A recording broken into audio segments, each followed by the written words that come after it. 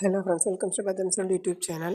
ஒரு கோதுமை அப்பம் பார்க்கலாம் வாங்க. அதுக்கு ஒரு கப்பு நிறைய கோதுமை மாவு எடுத்துருக்கிறேன். 250 ml கப்பு. ஹாஃப் கப்பு வந்து சோறு, ஹாஃப் கப்பு தேங்காய், ஒரு ஸ்பூன் சுகர், 1.25 ஸ்பூன் வந்து ஈஸ்ட், இன்ஸ்டன்ட் ஈஸ்ட்டு.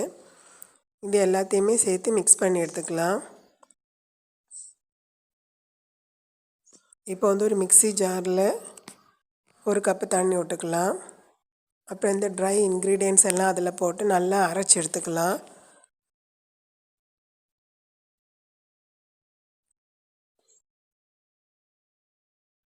இப்போ ஒரு வாட்டி அரைச்சிட்டேன். இப்போ ஒரு அரை கப்பு ஹாட் வாட்டர் வந்து ஆட் பண்ணிக்கணும்.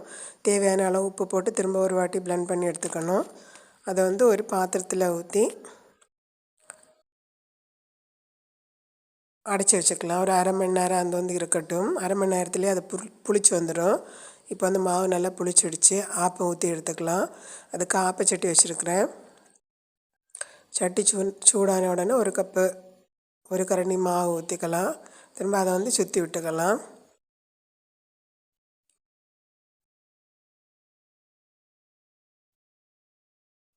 அதை வந்து அடைச்சி வச்சு வேக வச்சுக்கலாம்.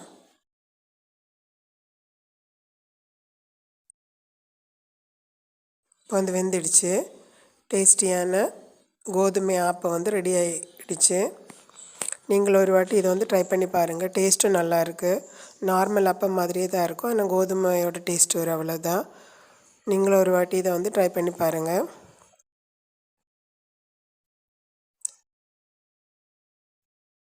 நல்ல சாஃப்டான கோதுமை அப்பம் ரெடி ஆகிடுச்சு.